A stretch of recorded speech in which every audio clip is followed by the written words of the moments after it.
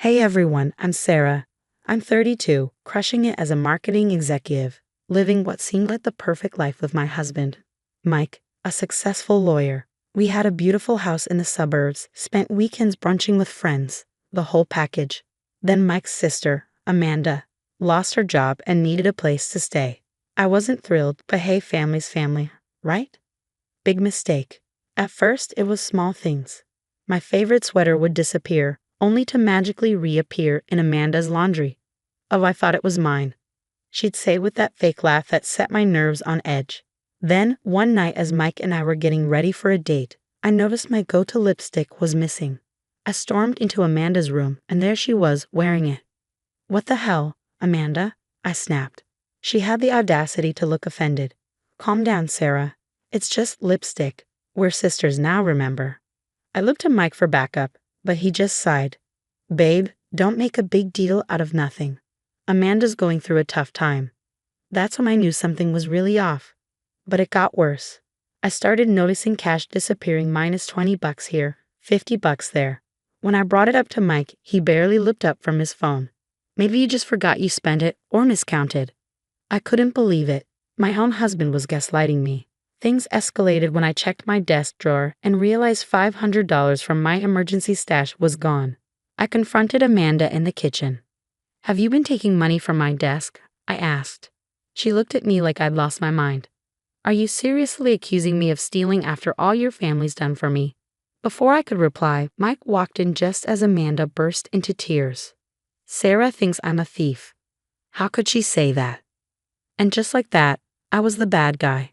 Mike wrapped his arm around Amanda, glaring at me. Jesus, Sarah, what's wrong with you? Amanda would never do that. That night, lying in bed next to a husband who felt like a stranger, I knew I had to take matters into my own hands. If no one else believed me, I'd have to get proof myself. Little did I know, what I uncovered would turn my entire life upside down in ways I never imagined. So stay tuned, because this story is just getting started. After that confrontation, I was done feeling crazy and powerless in my own home. It was time to catch Amanda in the act. I went to an office supply store and bought some invisible ink. Back home, I marked a few $20s and $50s with it. No one could tell the difference, but under UV light, they'd reveal the truth. I carefully placed the marked bills in my desk drawer, counting them exactly. Then I set up a tiny hidden camera inside a picture frame on my bookshelf, with a perfect view of the desk. At dinner that night, the tension was thick. Amanda was going on about some new guy she'd met, and Mike was hanging on her every word. I quietly pushed my food around, trying to keep my cool. You okay, babe? Mike finally asked, noticing my silence. Just tired from work, I lied. Amanda smirked. Maybe you should take a vacation. All that stress isn't good for your skin. I bit my tongue so hard I could taste blood. The next few days were agony. Every time I came home, I'd rush to check the camera and count the money. Nothing. Until day 4. Bingo. I watched the footage, my heart pounding. There she was, Amanda, bold as ever, rummaging through my drawer. She pocketed $20s and had the nerve to fix her hair in my mirror before leaving. I was shaking with anger, but I knew I had to play this smart. Later that day, I found Amanda in the kitchen. Hey, can we talk? I kept my voice calm. She turned with an innocent smile. Sure, what's up? I know you've been taking money from my desk, I said, my tone flat. Her eyes widened, then narrowed. Excuse me? Are you on something? Cut the act, Amanda. I have proof, I said, keeping my composure. If you come clean now and pay me back, we can handle this quietly. Otherwise what? She sneered. You'll tell Mike? Good luck with that. He'd never believe you over his baby sister. I stepped closer. You sure about that? Because I've got you on camera. For a second, fear flickered in her eyes before she forced the laugh. Nice try, Sarah. You're bluffing. Am I? You willing to bet your relationship with Mike on that? She stormed out, slamming the door behind her. I leaned against the counter, my heart racing. I'd given her a chance to come clean and make things right, but she chose to double down on her lies. Fine. If that's how she wanted to play it, I was done being nice. The annual family barbecue was coming up this weekend. Mike's parents, cousins, and even our nosy neighbors would be there. I smiled to myself, imagining the scene that was about to unfold. Amanda thought she was so clever, but she had no idea what was coming. By the end of Sunday night, everyone would know the truth about her. When the day finally arrived, I was a bundle of nerves, having rehearsed what I was going to say over and over in my head. As guests started arriving, I put on a fake smile and played the perfect hostess. Amanda was in her element, floating around, laughing a little too loudly at everyone's jokes. I caught her eyeing me a few times, probably wondering if I'd actually follow through on my threat. Once everyone had arrived and the food was served, I knew it was time. I clinked my glass to get everyone's attention. "Hey, everyone," I began, trying to keep my voice steady. "I've got a little presentation I'd like to share." Mike frowned. "Babe, what are you doing?" I ignored him and connected my laptop to the TV. "I've noticed some money going missing lately, and I think we all deserve to know the truth." The room fell silent as I pressed play. In crystal clear HD, Amanda appeared on screen, sneaking into my office and pocketing cash. Gasps echoed through the room. Amanda went pale. "That's not what it looks like," she stammered. But I wasn't done. I pulled out a UV light and walked over to her purse. "Mind if I check something?" Before she could object, I dumped the contents onto the table, bills scattered everywhere. I shone the light on them, revealing the invisible ink marks. "Funny how all this marked money from my desk ended up in your purse, huh, Amanda?" The room erupted. Mike's mom started crying, his dad was shouting, and our neighbors were whispering furiously. Amanda crumbled, sobbing. "I'm sorry. I have a gambling problem. I needed the money for debts." I turned to Mike, expecting him to finally see the truth. But his face was twisted in rage at me. "How dare you?" he hissed. "You set up my sister and humiliated her in front of everyone." I blinked, stunned. "Are you kidding me? She's been stealing from us for months."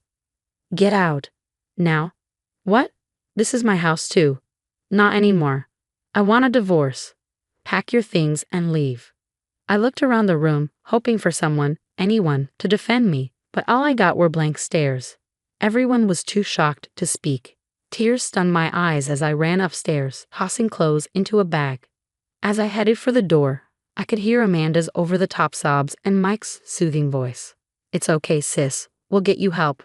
Sarah's gone now." I slammed the door behind me, my entire world collapsing around me. I'd exposed the truth. But somehow, I was the one being punished. As I drove away, it hit me. This wasn't the end. It was just the beginning of my fight for justice. That night, I crashed at my best friend Lisa's place. When I told her what happened, she was livid. "That manipulative little witch." Lisa fumed. "And Mike? He's out of his mind?"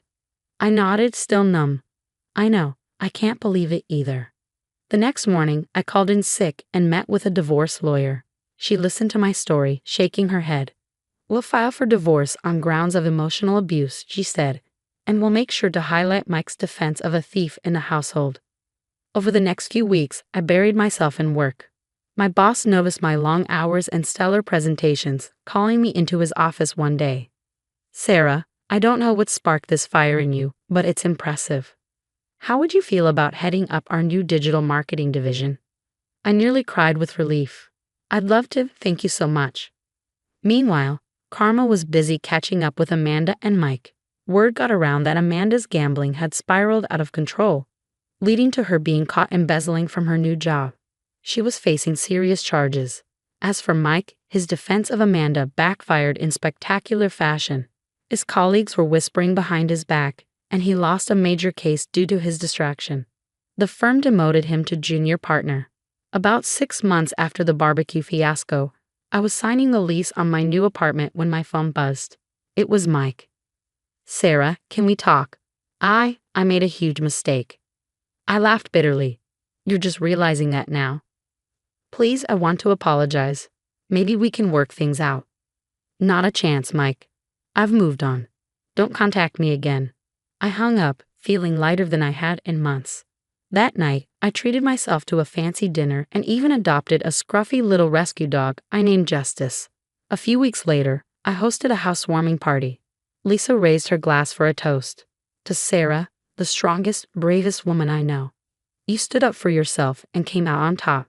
We're all so proud of you." Looking around at my true friends in my new home, tears welled up. but this time they were happy tears. Thanks, everyone. You know, when Mike kicked me out, I thought my life was over. But really, it was just beginning. I've learned who my real friends are, and more importantly, I've learned how strong I can be. As the party wound down, Lisa pulled me aside. So, any regrets about exposing Amanda? I paused, then shook my head. Nope. It was tough, but I'd do it all over again.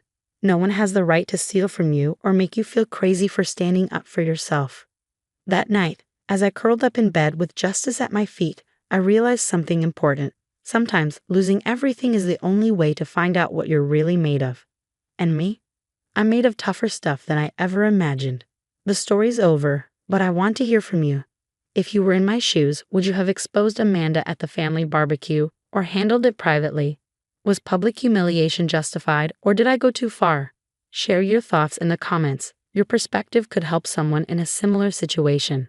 And if you enjoyed this wild ride, hit that like button and subscribe for more real-life drama and lessons learned the hard way. Trust me, I've got plenty more stories where this came from. Let's navigate life's craziness together.